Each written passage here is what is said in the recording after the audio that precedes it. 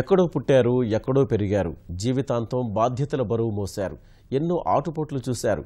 చరమాంకంలో మాత్రం ఆదరణ లేక అల్లాడిపోయారు. అలాంటి వారికి అండగా నిలిచారు కొందరు వ్యక్తులు. వార్ధక్యంలో వరంగా మారారు.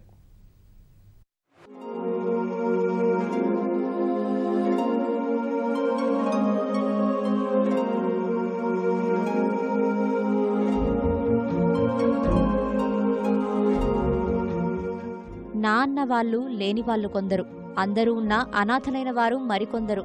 మొత్తం 40 మంది.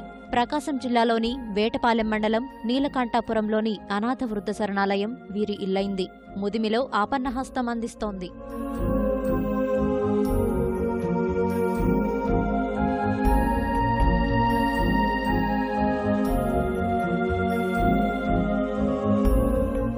ఇక్కడ మొత్తం 40 మంది వృద్ధులు ఆశ్రయం పొందుతున్నారు. వీరిలో ఎక్కువ మంది మహిళలే. తోటివారే వీళ్లకు తోబుట్టువులు, స్నేహితులు, ఆప్తులు. చిన్నవ్వులు చిందించినా, కష్టాలు పంచుకున్నా అన్నీ ఆత్మబంధువులతోటే.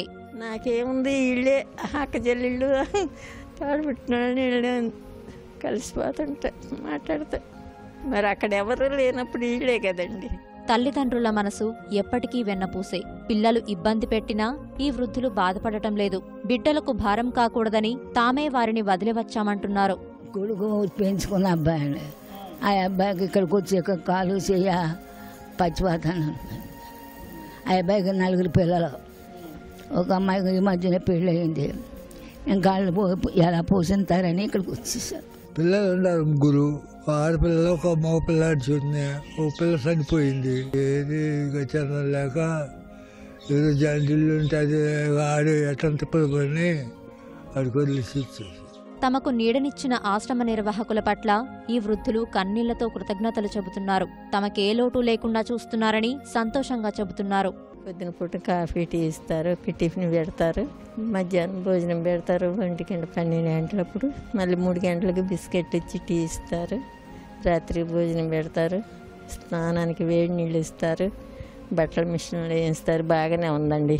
మీకు ఏమీ లోటు లేదు. చెప్పు కనీసం బయటకు పోయిన చెప్పులు కూడా వీళ్ళే ఇస్తున్నారు. ఒక వస్తువు మనం కొనేది ఏం లేదు.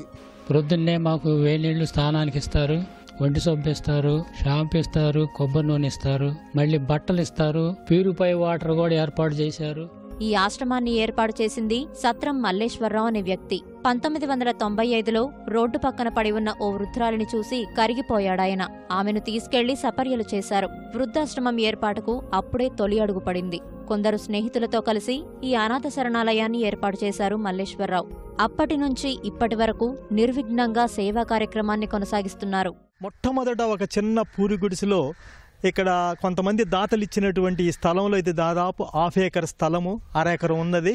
ఇందులో ఒక గుడిసెలో ఒక 2-3 వృద్ధులతో దీన్ని స్థాపించి ఇయర్ బై ఇయర్ అంటే సంవత్సరంలో 5, 10 మంది, 15 మంది అలా పెంచుకుంటూ ఇప్పుడు 40 మంది వృద్ధులు ఈ ఆశ్రమంలో ఉన్నారు.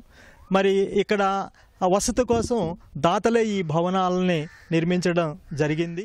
ఆశ్రమం బాధ్యతలన్నీ దాతలే నిర్వహిస్తున్నారు. ప్రతి నెల మొదటి వారంలో కమిటీ సభ్యులు సమావేశమై జమా ఖర్చులు పరిశీలిస్తారు, నిర్ణయాలు తీసుకుంటారు. ప్రతిరోజు ఆశ్రమంలో వృద్ధులకు వైద్య పరీక్షలు చేయిస్తారు. రక్తపోటు, మధుమేహం ఉన్న వారికి ప్రతి నెల మొదటి శుక్రవారం నాడు ప్రత్యేక పరీక్షలు చేయిస్తారు.